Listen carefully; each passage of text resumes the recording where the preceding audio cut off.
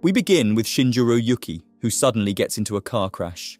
He is about to die until Inga, a shape-shifting supernatural being, comes to save him.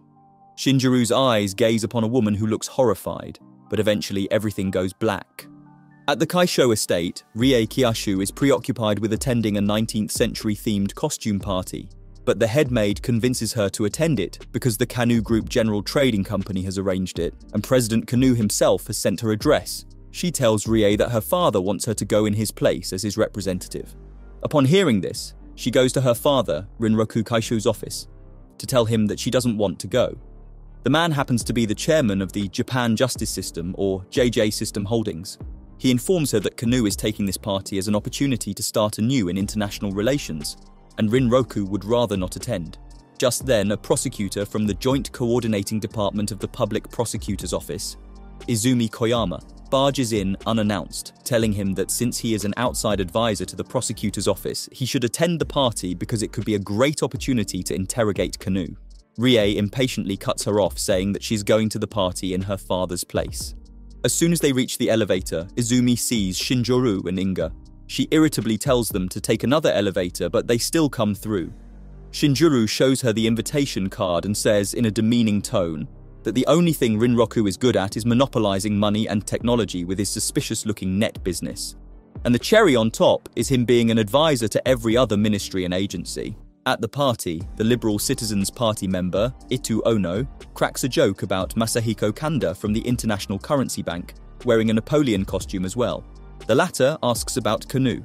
Ono replies that the prosecution department is bent on arresting him soon enough. They get cut off by Shinjitsu Kano, who walks into the room with his wife, Atsuko Kano. As the party is underway, Rie introduces herself to the president. People circle around her to get a glimpse. Someone yells that her presence probably means Rinroku sympathizes with the president. Rie doesn't know what to say. Suddenly, Shinjiro and Inga jump to the center to thank the president for inviting them. Apparently, the newspapers have printed his name as the defeated detective. He happens to be present at every other crime scene while criticizing Rinroku's brilliant deductions. Shinjiro nonchalantly says that since he has been invited to the party then, that could only mean a major crime is about to take place. The prosecutor drags Rie away from the scene. Later, when dinner is served, Itu and Masahiko address everyone about Shinjitsu's innocence, while Shinjiro ponders over how money keeps disappearing when it comes to these three. Inga is busy scanning the ceiling with their supernatural powers when Rie interrupts them by declaring her hatred for Shijuru. The police department SP, Ryuko Tereda, walks up to them. Apparently, Atsuko was the one who had appointed the SP as Rie's personal guard for the night, in case something did happen.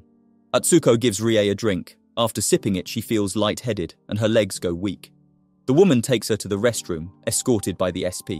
Just then, there is a power outage. The house turns dark.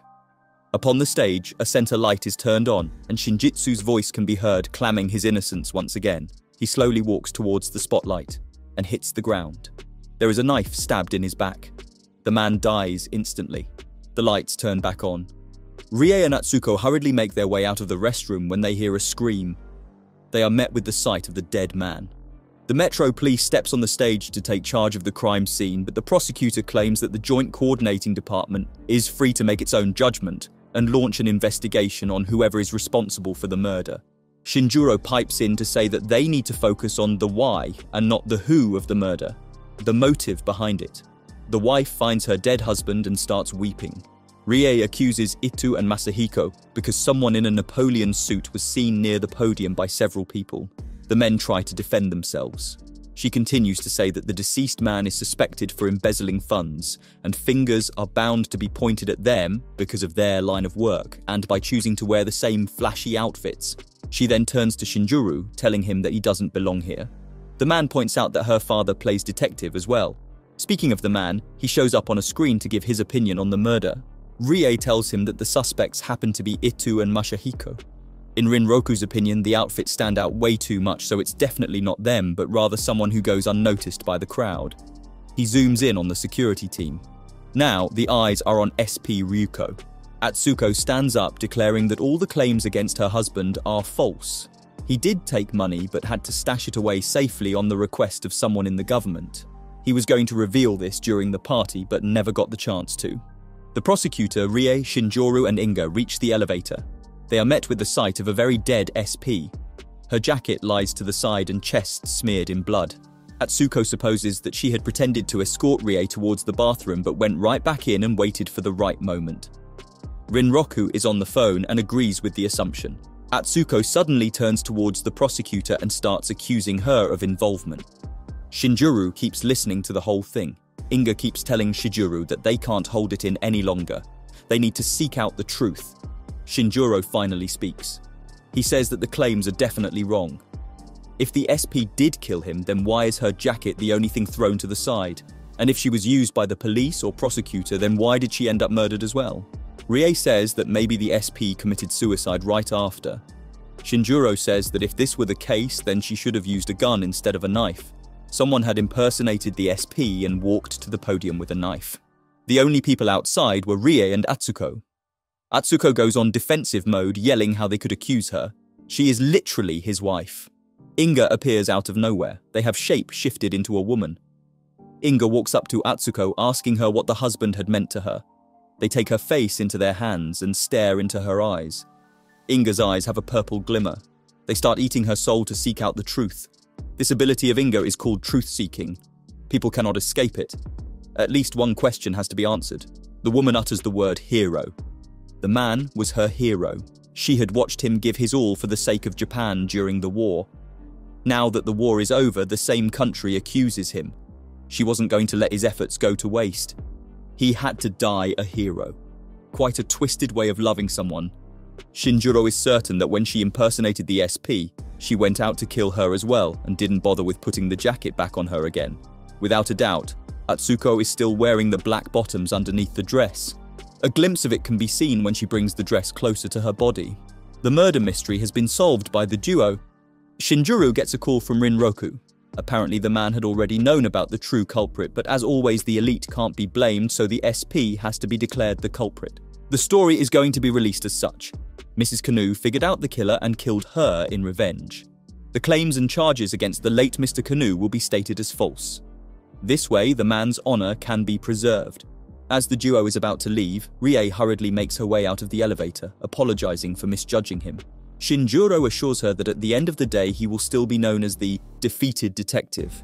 An underground software dealer, Arata Oyamada, has made an idle app called the Doll Pill, which gives you a virtual experience of a song. People wait in line for hours and hours to check it out firsthand, only for the police to arrive and confiscate items from his workspace and ban the Doll Pill expansion. Izumi informs Rinroku that a woman had paid a driver of an unlicensed taxi to collect her luggage from the residence of Hisako Asada, a Yokohama investor. She did not get into the taxi though. The man drove to the said destination.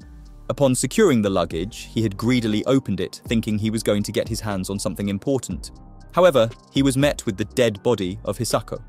Izumi gets interrupted by Rie marching into the room, declaring that she should take the case somewhere else because her father is no detective. He only deals with information. Rinroku informs his daughter that the case is too interesting not to ponder over. According to the prosecutor, the case is so complex that she had no choice but to bring it to him because the suitcase was left behind by a man and not the woman. A few questions arise. The owner was most likely killed outside, so why did the murderer go through the trouble to get it inside? What is the connection of the woman who spoke to the driver in all of this? Izumi holds a press conference with the information the chairman gives her. The suspect is identified as a 47-year-old man named Toshiji Aramaki, who happens to be a restaurant proprietor and was Hisako's lover. His favorite pastime is cross-dressing. Therefore, the man who dropped the suitcase inside the house and the woman who gave the money to the taxi driver are the same person. Shinjiro and Inga meet the victim's daughter, Anosada.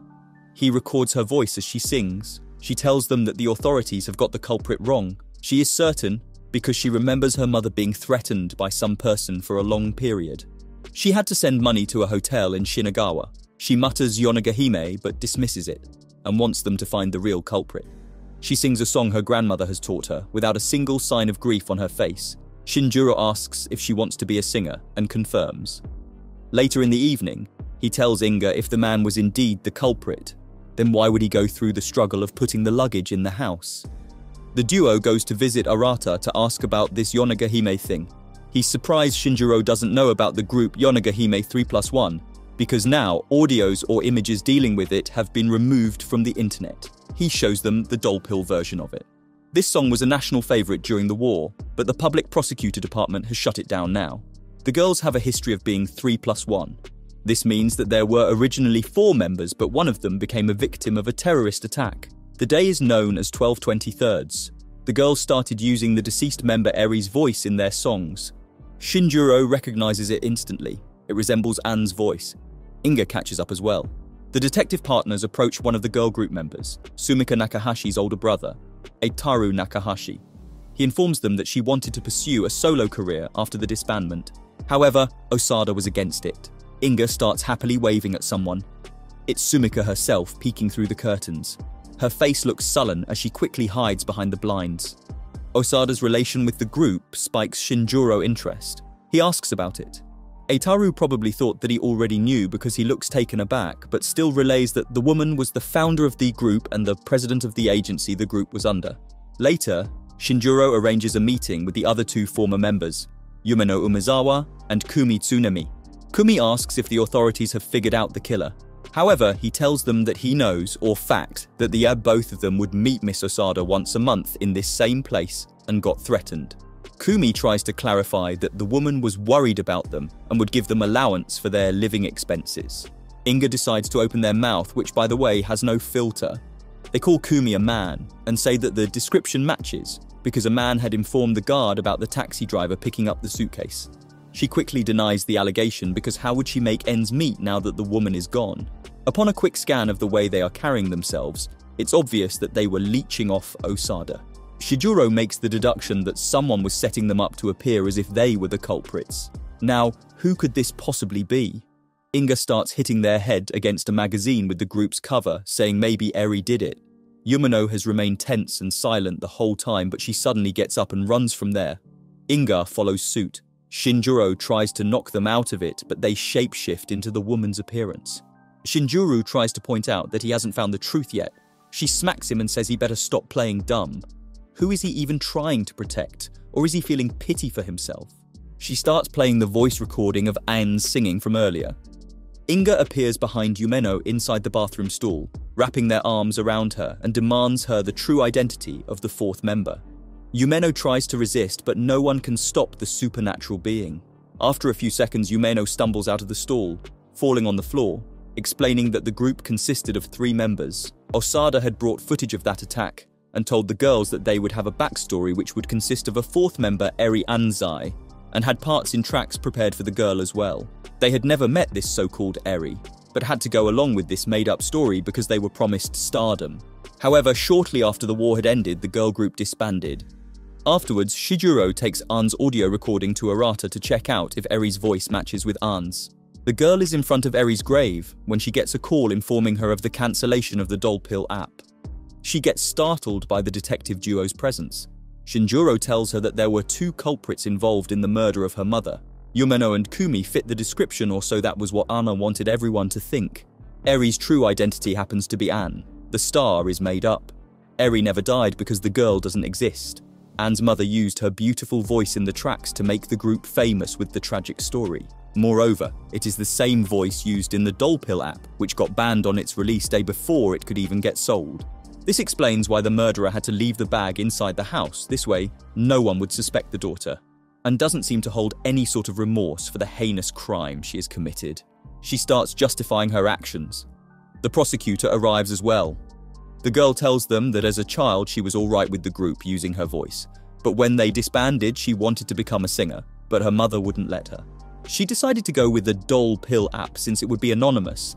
However, Osada didn't want Anoni figuring out the so-called dead girl's voice and forbade her to continue with it.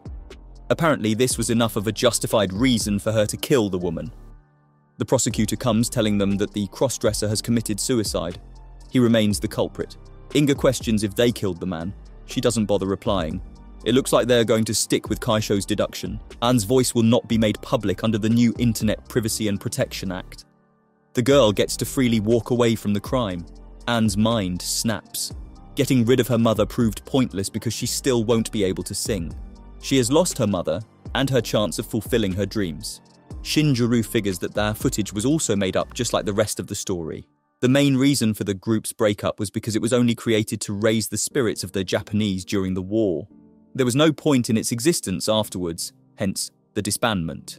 All the while, Chairman Kaishu smugly watches Shinjuro on the screen. The prosecutor laughs it off, dismissing it as a mere conspiracy theory. Meanwhile, Arata and his team are busy trying to upload Yonegahime's files on the internet, but a warning of it being illegal keeps popping up due to the act. They keep trying and trying. The next case occurs soon afterwards. A man named Kigehiko Sasa, the brother of the late Komamori Sasa, drives into the driveway of the family house while on a call telling someone that the company Kazamori Holdings really belongs to the Sasa family, but it is under President Kazamori's name. Just then, a text pops up on the car screen from his adopted nephew Kazamori, telling him that the materials for the property have been prepared. When he walks into Kazamori's room, a file of the company's real estate papers is present. Kigehiko knows that the man is listening and tells him that he was definitely going to consult him before making the big decision and asks if he could go over to meet him. On the screen, the text says that it isn't necessary. He gets out of the room when his older widowed sister-in-law, Itoji Sasa, and her son, Fumihiko Sasa, encounter him in the hallway. She tells him to join them in praying for her husband. The daughter, Mitsuko Sasa, joins them as well. Everyone is wearing some weird paper bag masks as the woman prays with the rest following suit. Mitsuko gets up saying that they should also invite their adopted brother, Kazamori. The mother doesn't want him present because according to her he isn't a blood relative. However, the girl goes to see the man. He comes out of the annex he is staying in when a doctor calls him back inside. In the middle of the night, a loud, piercing scream is heard. Everyone runs outside. Kigehiko starts banging on the annex's door to get it open. Suddenly, the door slams open and Kazamori is engulfed by fire as he runs outside. The rest of the family watches in horror. They keep saying that it's the father's curse. The doctor gets a bit burned as well. Rie visits a restricted destroyed area in Japan while on her horse. The buildings were destroyed because a self-defense act was passed for the military to use force against terrorism, which led to a lot of destruction and chaos. She rides through the rubble. Inga is as energetic as ever inside one of the destroyed places. They find a talking toy and excitedly takes it to Shinjuro, who explains that it has one of those video game chips. The woman who sold them is present there as well. She wants him to do something about the blocked phones line since he is acquainted with Kaisho. She needs it for the emails with her customers. Rie shows up asking him for help with a case. He makes a deal. If he has to help her, then her father needs to open the blocked phone line. She lends them one of the horses. Shinjuro asks about the odd choice of transport. She informs him that it's restricted to live in this place, and besides, vehicle and foot travel is forbidden here as well. Shinjuro was definitely not informed about it because he looked surprised. They finally arrive at their destination, aka the Sasa family house. Rie introduces him to Mitsuko. The girl only wants Chairman Kaishu to prove that Kazamori didn't die from a curse. She explains that her brother was a researcher in the AI field. Rie's father had explained earlier that the man died the same way their father had died. A fireball turned to ashes. Shinjuro is familiar with purpose-oriented bodies, an RAI, a program that imitates human thoughts. Mitsuko sullenly tells him that all these inventions of her family have been banned by the new legislation, and even during the war, the research fikes had been confiscated under the new Information Privacy and Protection Act. One night, an explosion occurred which took the life of their father. The company and the inheritance was soon transferred to their adoptive older brother. Shinjuro inquires about the potential curse. The sister explains that one day, without any explanation, her father had brought the boy as his adoptive son and had declared him the future heir. The boy had worn a mask, which indicated in their family a symbol of the next one in line. Their father had worn one as well. The uncle shows up smoking a cigarette, saying that it was obviously a curse.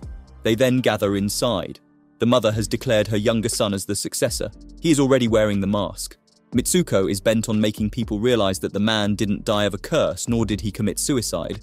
He knew something, and had warned her the same way he had 7 years ago when their father died. Prosecutor Izumi comes barging in holding Inga by the collar. Rie tells Izumi that she doesn't want another lie made up by her father, so she has asked Shinjuro for help. The prosecutor says that the chairman has deduced this as a murder case. Someone out of the 5 people in the Sasa house has committed the crime. The doctor, Hidenobu Taku, is a suspect as well. All eyes are on the stepmother and the uncle. Chances are that she had asked the uncle to kill the man by rigging some wires in his room. Kigehiko feels offended and asks Shinjuro to help him out. A surveillance camera is unveiled by the defeated detective. They all follow Kigihiko because he wants to show them something when Shinjiro stops midway, realizing that Inga is about to shape-shift. They need to seek out the truth. Shinjiro, as always, tells them to wait for a bit. The uncle takes them to Kazumori's room. The mattress still has the charcoal marks. He shows them that the man had watched their every move. Inga enters the room, looking around. They settle on the mother, asking her to tell them about Kazumori's true identity beneath the mask. She tells them that she had seen the mask and robotic parts in drawers. Unbeknownst to the rest of the family members, her late husband had created the robot boy. Shinjiro knocks on the refrigerator, which has a touchscreen. Kazumori, the RAI software, types a message on the touchscreen, and with that, the mystery behind the masked boy is solved. However, the others still can't wrap their heads around it. The mother finally decides to show them by emptying a drawer. Masks and a robot body falls on the floor. She explains that she had known the true identity of Kazumori for years. It's an RAI created by her late husband. That thing most of the time monitored them through surveillance cameras and would occasionally make an appearance when needed. Moreover, Dr. Taku happens to be a maintenance man hired by her husband to keep the robot boy well maintained. The uncle confesses that he and the sister-in-law had discovered the true identity of the robot boy soon after the man passed away. But by then, Kazumori was acknowledged as the executive of the company. Making any changes would have put the company's reputation at risk. The kids finally realize why the elders never really fought over the inheritance. They were already monitoring things from a safe distance. Soyan Hayami, a police chief, tells them that according to the new law, a robot cannot inherit any property or act as a company representative. A thorough investigation will be made in this regard. Saigon then questions who ended up dying that night. The mother says that the doctor had stated that it was Kazumori. They don't know anything else, nor did they kill anyone. The chief puts cuffs on the cupboard handle for being a murder suspect. Apparently, he will take it for interrogation. Izumi lets out a sigh.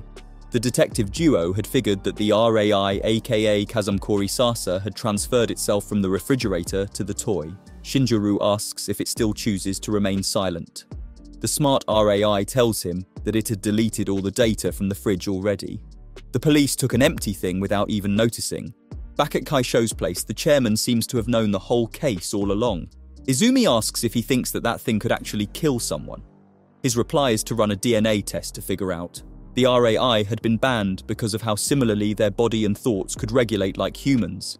People started using them for their own enjoyment and pleasures, which, according to the authorities, was interfering with the civilized upbringing of the youth. The Sasa family had tried to defend the product by declaring that at the end of the day, it wasn't a human being.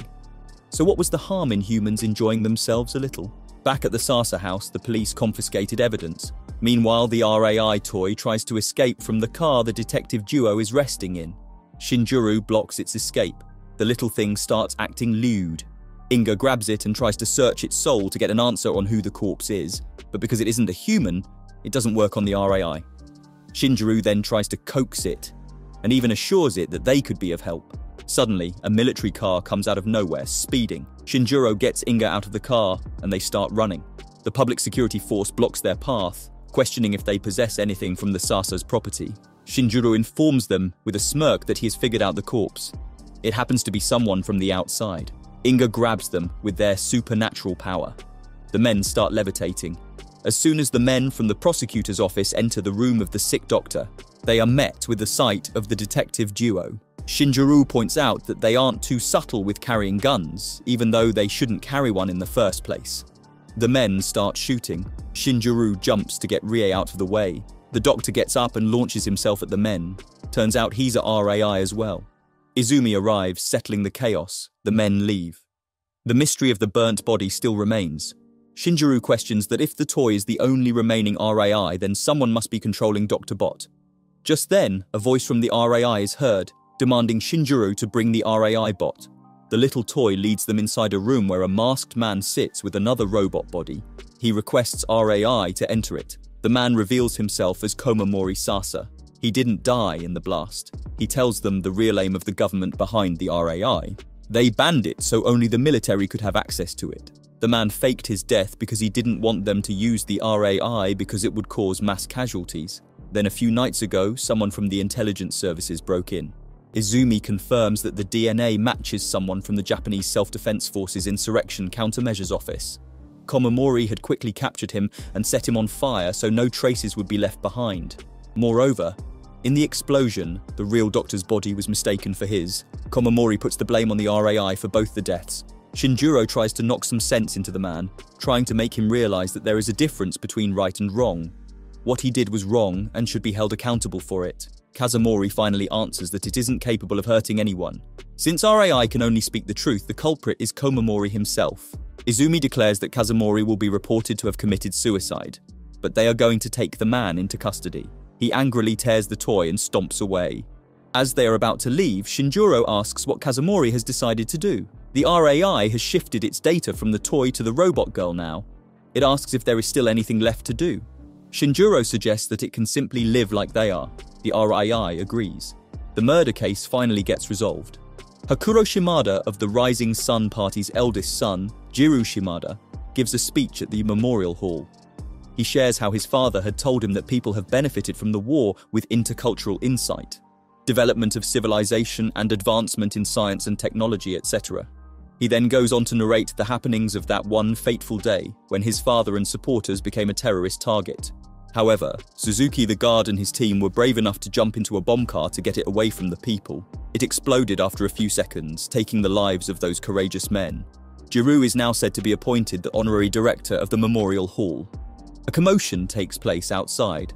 Hakuro's former bodyguard Sadanobu Yamamoto, now leading an opposition organization, has arrived with an angry mob. A microphone in hand, he announces not to get fooled by Hakuro's words.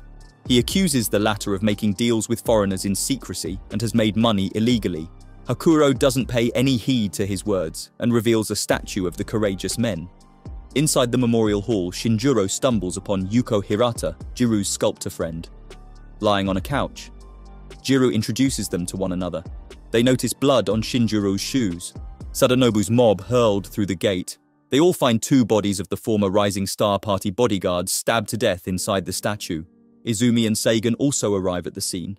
The latter tells them that only the creator would know about the opening and closing of the access panel the bodies were placed through. The girl only smiles. Turns out Hakuro's own son had requested them to be put inside.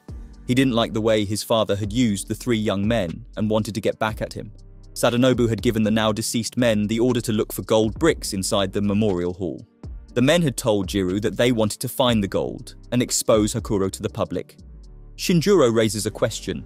If the men were brought alive, then who murdered them? Izumi relays to the chairman that everyone was busy in their own duties. No one could have left their post unnoticed. The man tells her that Hakuro was there as well.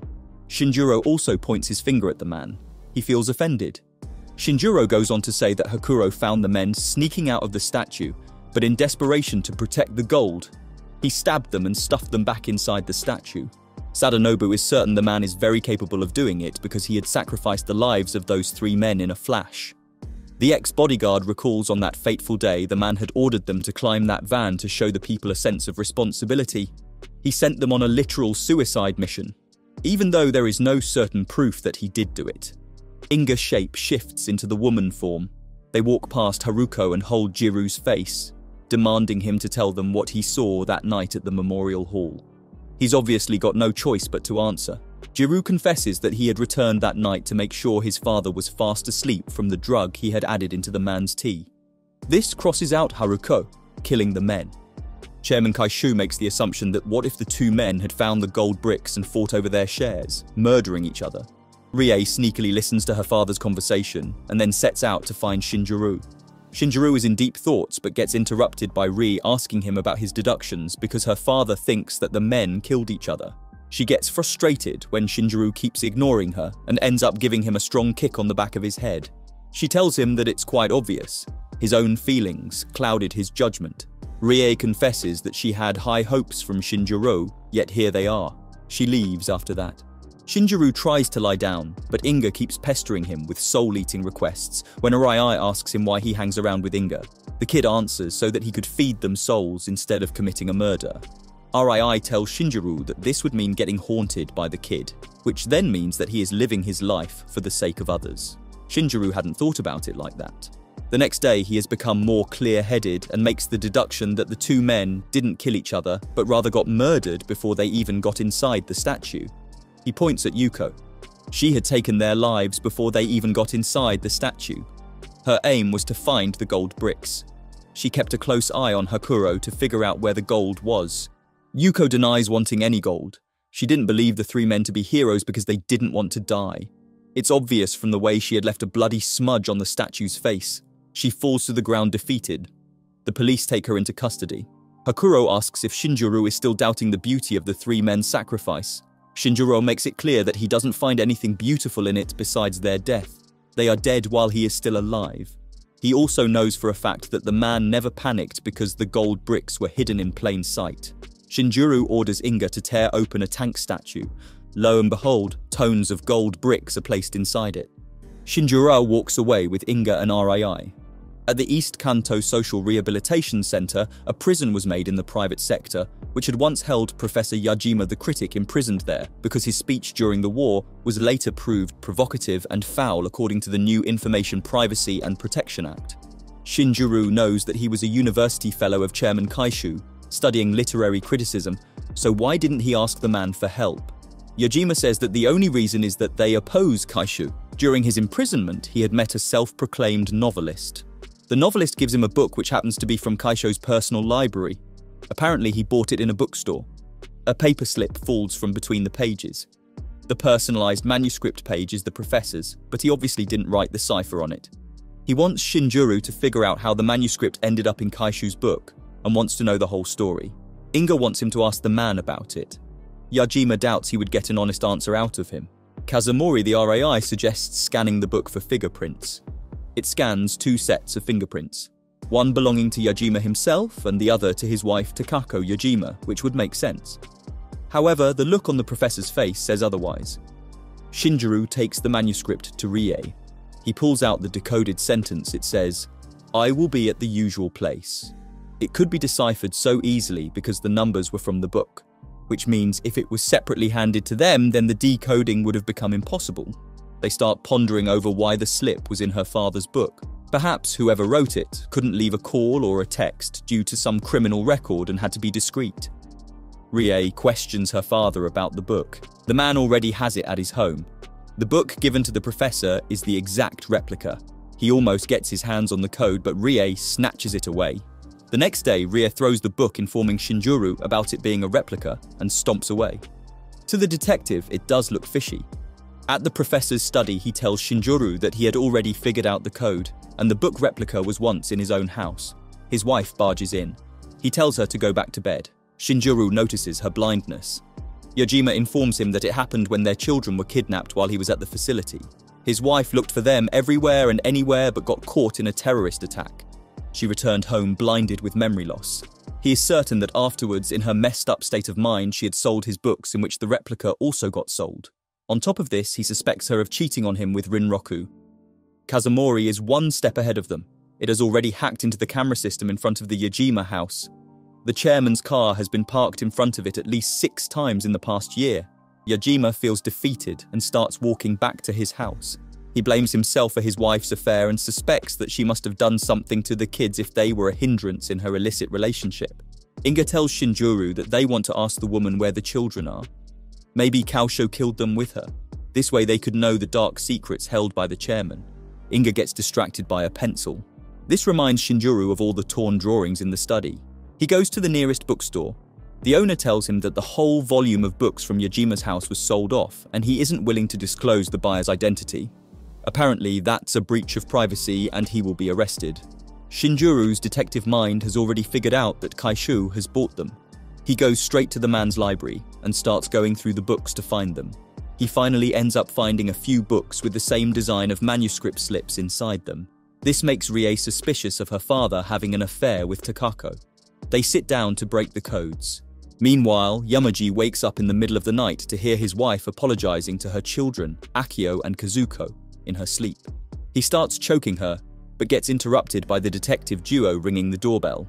They show him the decoded messages. Turns out they were from the kids, deciding times on various days to play and didn't want their mother to worry.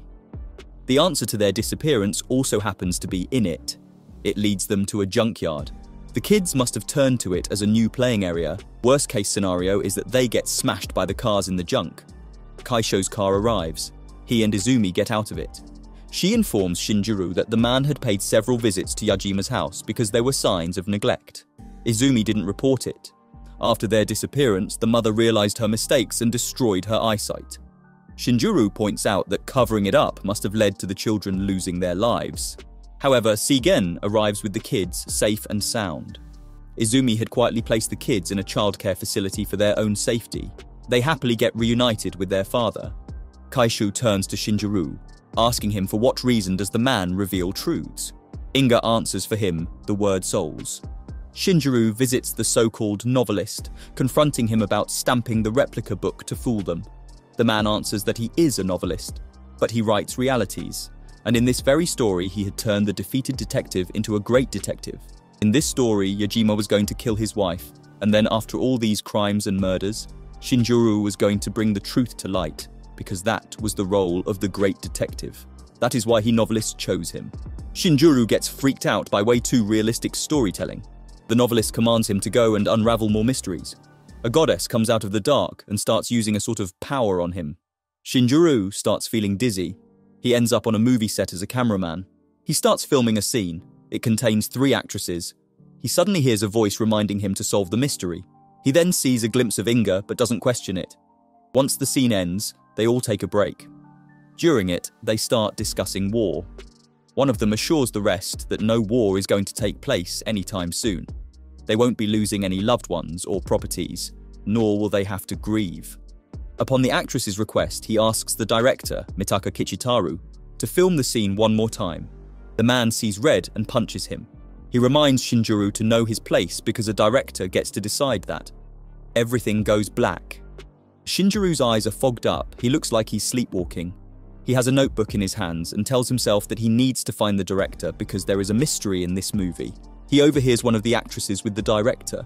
He tells her that she is Papillion and she has to meet him the next day at the same spot. He asks the director what all of that was about. The man tells him to mind his own business. While he is busy using a public computer, he comes across Kaishu and the JJ system. Just then, the screen starts showing Japanese characters which spell the words Mamori and Kaze. He dismisses it. He goes to the director and tries to talk about the previous night, but the man gets called to take a look at the books he needed. Shinjiro is back on the set filming a scene where the actresses run away from a fire. This time, their expressions vary. The middle one with the brunette hair, Yada Sumi, looks sullen. The scene ends and it's break time yet again. Shinjiro goes to see why one of the girls has started crying. The other girls tell him that they wanted to ask the director about the movie, but all he said was that they aren't going to get anywhere with it. They each then tell him a different interpretation they have of the lines given to them by the director. Shinjiro tells them that he will talk to the man about it later. The girls give him the script. While eating dinner, he flips through the pages. They are blank. The detective angrily walks up to the director, demanding what sort of game he is playing. Before Shinjiro can even make a move, he feels a zap through his body and hits the floor. The next day, he wakes up in a room and walks up to a mirror to discover a barcode sort of chip on his neck. He goes outside and discovers that the director's body has been destroyed into pieces. He knows he was the last one to talk to him. Shinjiro starts thinking back to what he could have possibly done. He feels as if he had pushed the man in front of a cable car which tore his body apart. Rie and Izumi show up out of nowhere and cuff him. Rie has turned into a metropolitan police detective. Kazumori tracks down Shinjiro in the web of complex firewalls. The RAI informs Rie that it finally found him in the East Kanto Rehabilitation Program Center. Inga tells her that he had already said he was visiting the novelist in that center, but a meeting should only last for a few hours and definitely not days. The man has been MIA for way too long. Rie coaxes Kazumori to try getting some more information on him, but the software declares that some sort of strong, aggressive barrier is becoming a hurdle. The elders have to get involved because Rie keeps bothering her father with the issue at hand. Izumi confirms that the man is truly locked up in the privately owned prison. Seigen shows him the fake information in the database declaring Shinjiro as a criminal. It's decided that Rie will come along with Izumi to the rehabilitation center to get Shinjiro out of there. Kazumori has designed special electric shock cuffs in case they are needed. Izumi starts interrogating the novelist. The man tells them that there has been a murder on a movie set and the culprit is Shinjiro. They are taken aback by the information. He starts assigning them roles. The goddess appears once again, throwing them into the role-play world in which Rie is the police officer. Seigen asks the guard for any updates. The man tells him that the women have to carry out a thorough investigation on whatever is going on inside. This makes Saigon realize that since Rie is a civilian, something fishy is going on in there. Then it suddenly clicks. He is reminded of a similar case, Mayushin Uno, where a cult leader had murdered his followers because he could make them see illusions. Inga pops his head from the outside, claiming that that's the power of Betanu, a goddess that makes a reality out of a person's words. Kazumori successfully sends Shinjuru electric shocks through the cuffs, snapping him out of the illusion. He realizes that this is the mystery he has to solve. It turns out that the shutter is the weapon used in killing the director, aka the guard in the real world. The shutter only separates men and women dormitories. The guard must have used it to meet a female prisoner. Shinjuru sends electric shocks through the women's bodies, snapping them out of the pretend world. The security takes them to the surveillance cameras room, showing them the screen on which the issued barcode chips can be tracked. They pull up the movements from the previous night of the murder. The only prisoner in the database happens to be Shinjuru. He doesn't believe it because what motive would he have to commit such a crime? He points out the numbers on the chip and says a novelist got him in this mess. Could a new chip get issued even if there is no criminal record? The security affirms because there has to be a lot of maintenance needed to keep the chips working, which means even a guard could install one, but the number has to be issued from either a court or by a prosecutor. Shinjuru is certain that the number has been transferred to him from another prisoner, which then means that the other prisoner is roaming about with an unregistered number that gives him the mobility to move around unnoticed by the security. All Shinjuru now needs to do is to solve the mystery surrounding the phrase, "the war didn't happen." He requests the security to give him the data on the female prisoners. He then goes to talk to the three women, trying to snap them out of the illusion as well.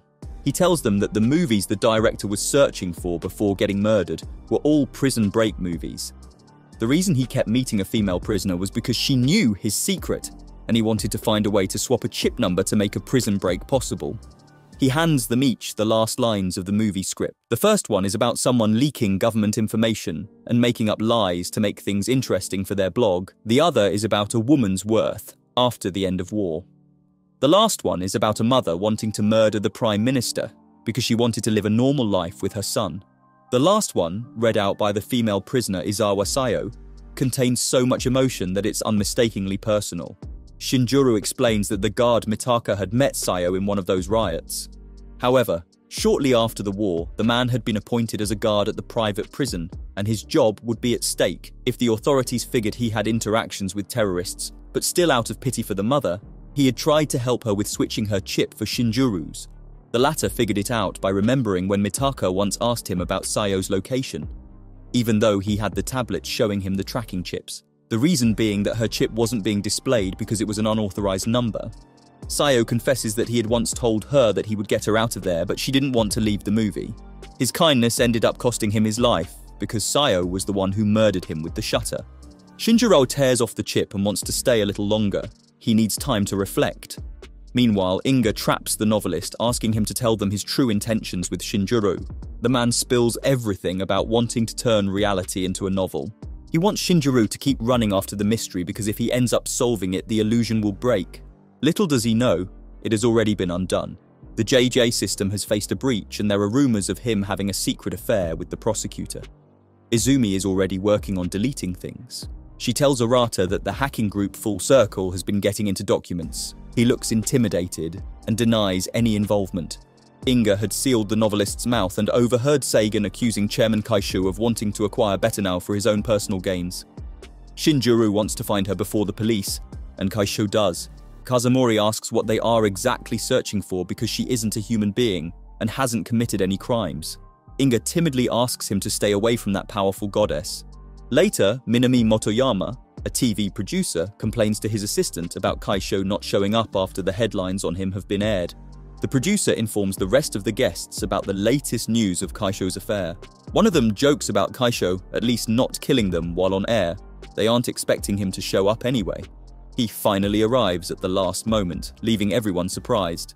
During break, he leaves to attend a call when one of the guests cracks a joke about him leaving because a bomb is about to go off.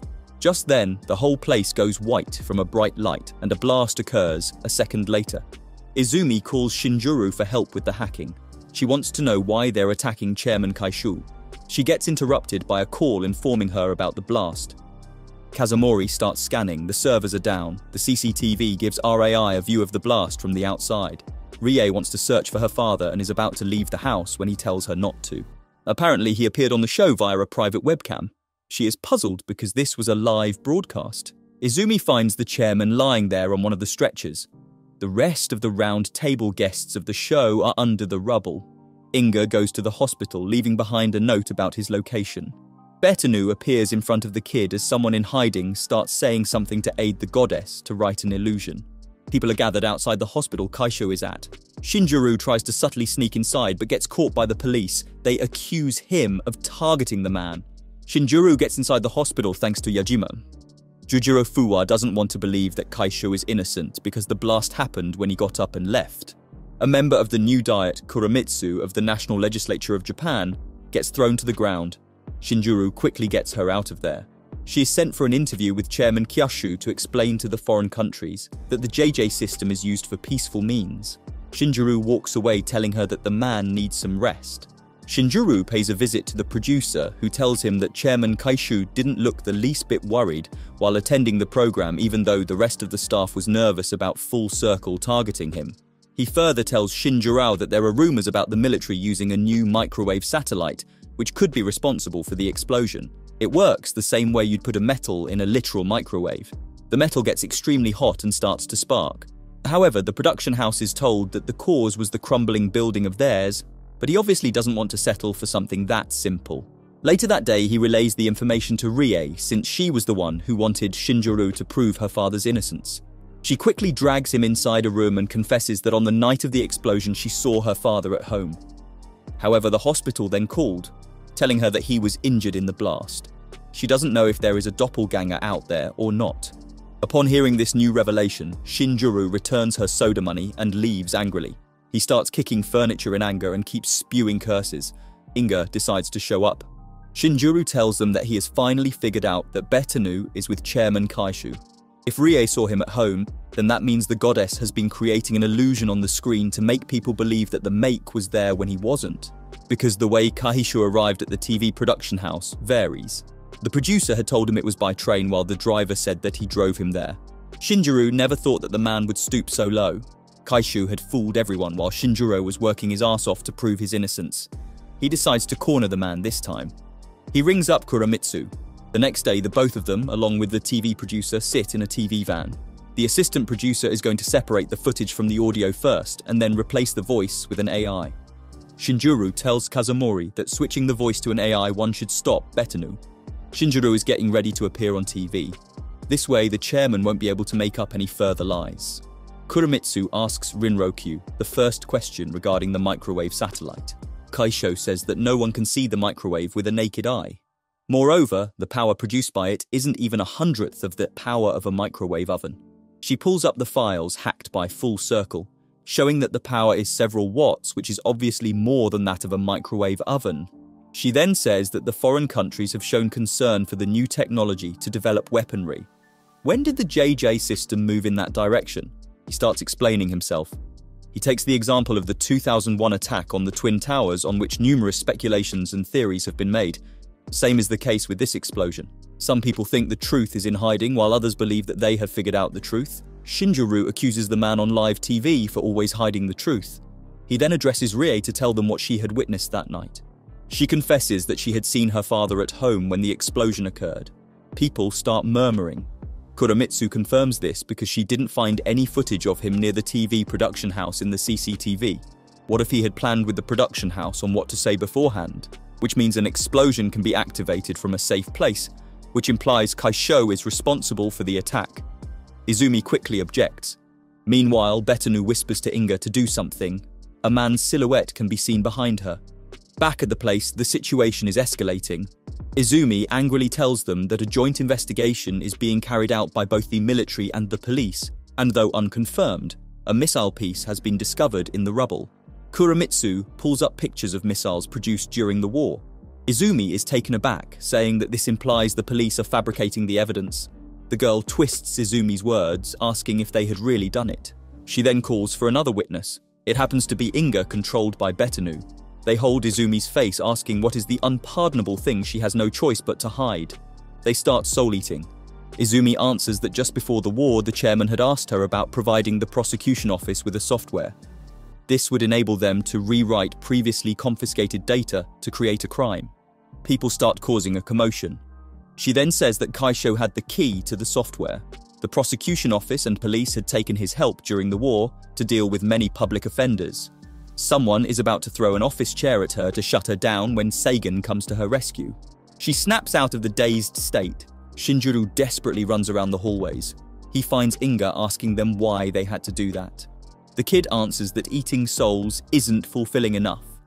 The moment he touches their shoulder, they see a stone statue and Inga disappears. Kaisho gets out of the hospital under heavy security. He doesn't let his daughter join him. As soon as the car pulls away, it explodes. The news reports don't miss a chance of slamming him even at his wake. They accuse him of taking away the precious life of his driver, Mizuno, by committing suicide.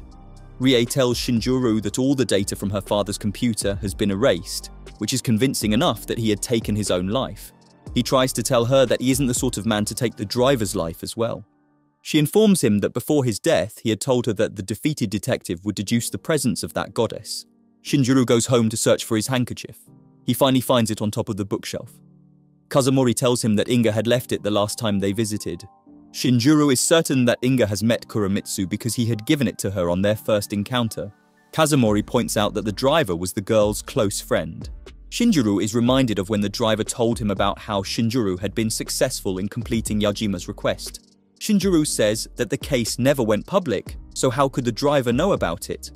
Shinjiro visits the private prison to meet the novelist. He wants to know about Betanu because surely the novelist should know more about the goddess than anyone else. The novelist is sitting in an enclosed room with piles and piles of papers surrounding him.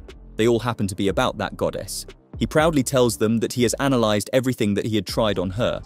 Shinjiro asks him about the living and the dead piece he had written. The novelist explains that let's assume a living thing is present in the room. Betanu would have a hard time making it appear as a corpse because the living moves. For instance, if the novelist is illusioned to be Shinjiro, the brain will not accept this inconsistency because it can already see the original Shinjiro present there. Shinjiro then asks the case of an explosion where the body can't be recognized. The novelist explains that in that case, if you have to make the corpse look believable, you have to first make people hear your voice. Once Betanu has been visually perceived, then the brain develops special receptors for her. On the way back, Seigen says that he still can't wrap his head around the chairman committing a murder and faking his own death. Shinjiro takes out an envelope, showing him that it's an invitation letter for a party sent by Chairman Kaisho himself. Shinjiro meets the producer and his assistant from the TV program. The CCTV footage shows that Kaisho was actually present that night in the building. Kuramitsu had told them to lie about it. Shinjiro goes to the Kaisho house at night. They confirm that he was indeed at home. Rie shows him the same invitation letter she has also received. Shinjiro inquires if they really have received the DNA test result from the hospital from whatever remains were left of the chairman's body. She tells her that they haven't because the maid had taken the chairman's hair from his brush for the DNA. Later, Shinjiro, Izumi, Seigen, Jujiro Fuwa, the entrepreneur, the producer, his assistant Kuramitsu, the guard, Rie, and her maid, each take an assigned seat because they all have been invited for the so-called party by Kaisho. They start debating his death when Jujiro's arm hits a panel, which makes all the other panels flip as well, revealing an array of different weapons. Shinjiro suggests they take revenge on whoever murdered the chairman. The Kuramitsu ask if they have to kill each other till they find out the culprit. In that case, Seigen wants Shinjiro to come clean first. He tells them that Kaisho had acquired Betanu and had purposely shown his face in front of Rie to fool Shinjiro. The chairman had calculated that the girl's honesty was going to come into play. In reality, the real chairman sat in front of the TV camera, while the one at home was Betanu in the guise of her father. The proof is in the CCTV cameras, because if Betanu was there, then he wouldn't have spotted her on the screens. Jujiro had also heard Kaisho taking the train while the driver had told the reporters that he had driven the man to the production house. Mizuno was lying because he was part of the hacking group Full Circle. This leaves everyone baffled. Shinjiro makes this deduction because Mizuno knew information which he shouldn't have accessed otherwise. The guard says that he had heard Mizuno wanted an access key to major companies, claiming that it was for security reasons. This means that the missile fragment discovered in the rubble of the building was most likely fired by the driver from a nearby boat. Shinjiro chimes in with the possibility of a bomb placed inside the building. Shinjiro then says that the microwave satellite of the JJ system is still under testing, so it was definitely not used. Kuramitsu seems to feel bad for accusing the chairman of false data. Shinjiro accuses her as an accomplice of Mizuno because she is an old friend of the driver. She tries to deny it, but the detective takes out the handkerchief left by Inga which was lent to her. He goes on to say that his partner Inga had been MIA for a while until they showed up for providing testimony, most likely under someone's influence. Shinjiro accusingly tells her that he is certain Inga was controlled by Betanu, and Kuramitsu had stayed where the goddess is at the moment. The girl keeps denying. Suddenly, someone starts firing. Sagan fires back, tearing Kazumori in the process and falling on the floor. They all take cover. The gunshots cease, and Chairman Kai Sho appears out of the dark. He apologizes to everyone present for the trouble he has caused them, but he had to do it in order to avoid someone plotting against him. That person put together a whole story. He points at the defeated detective. The man in his defense says that he is only searching for the truth. Kaisho then introduces Inga to everyone as Shinjiro's partner. They all are left speechless as Inga transform and ask Shinjiro to tell them the truth the same way he had been tearing into people's souls all this time. Shinjiro moves their hands away from his face because he has already done this part a long while back. He assures the supernatural being that he already knows that they have fallen under the goddess's control, but he will prove it false. He declares that Betanu is no goddess. Chairman Kaisho yells at him to stop it. Shinjiro continues to explain with determination that Betanu turns the words of her master into reality. However, if you don't hear or see the person controlling her, then you can't fall into her illusion. Shinjiro even knew the true identity of the man parading as Kaishu. It's Sagan. Izumi, as puzzled as the rest, says that she had seen him fall on the floor during the fire. Shinjiro explains that the one who got his hands on Betanu wasn't Kaisho, but rather Sigain. The man had cleverly shot Kazumori in case it might have used the electric shock, jolting people out of the illusion. Shinjiro claims that he had already seen the real Kaishu in front of him this whole time, so his own mind wasn't going to play any tricks on him. A man comes out of hiding, tears away his assistant producer mask, revealing it to be the real Kaisho. Segan had fooled people so well that even Rie fell for it. The real chairman says that because of Sagan's scheming, he had to plot his own death so that his doppelganger won't be given his authority or power. The guard joins Kaisho and explains that he helped Kaisho with the whole thing. They had faked the man's death by making it seem as if the man had climbed into the car, when in reality he didn't. Kaisho even disguised himself as a TV assistant producer and fled from the scene.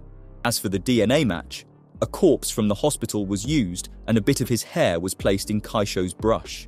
This means that the maid had known the plan all along. Shinjiro then turns his attention to Inga, telling them Betanu is not a goddess but a mere soul of words.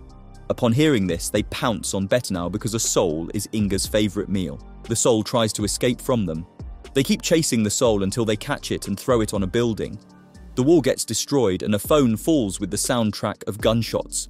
This is what Sagan had used as a distraction earlier. No real gunshot was being fired at them. Sagan can't believe Shinjiro saw right through him. The defeated detective explains that Kuramitsu and Mizuno from Full Circle were going to hack into the JJ system and falsely accuse Kaishu. Sagan had acquired the so-called goddess and approached them. Kuramitsu fires back by saying that she was doing it for the sake of Japan. She accuses the chairman of sabotaging the nationalization of solar power generation. Kaisho innocently tells her that he was going for solar thermal, not solar power. Kaisho tells her that if she can't even differentiate between the two, then that is her own fault. Inga manages to get a hold of the soul and devour it. Shinjiro understands that Kuramitsu had a motive, but what about Sagan? Turns out he only wanted to impress Izumi because she only had eyes for the chairman. He tries to commit suicide, but Inga's arm extends further down, dragging him up. He gets taken away by Izumi. Before leaving, Shinjiro asks what the chairman had done to Mizuno. The only plausible explanation could be that the man was dead long before the car exploded. Kaishu probably killed him because the man must have got some dirt on him and Kaishu didn't want him to expose it. The chairman gives him a sinister look. Rie holds Shinjiro from behind, telling him to stop it already. The chairman tells them that if everything was laid out crystal clear, then people wouldn't have to lie about anything, but this is not how the world works. Shinjiro tells him that with every fall there is a rise. If evil exists, then justice also prevails. He only wants to love people and to know their true beauty. This is why he exposes souls. He wants to seek out the truth that lies hidden. He later tells Rie a bit about himself. He says that once a girl had saved his life even though she ended up losing hers. Inga had then taken over her body. This is why he has kept Inga close to himself. And with that, the story comes to an end. Thank you for watching. See you next time.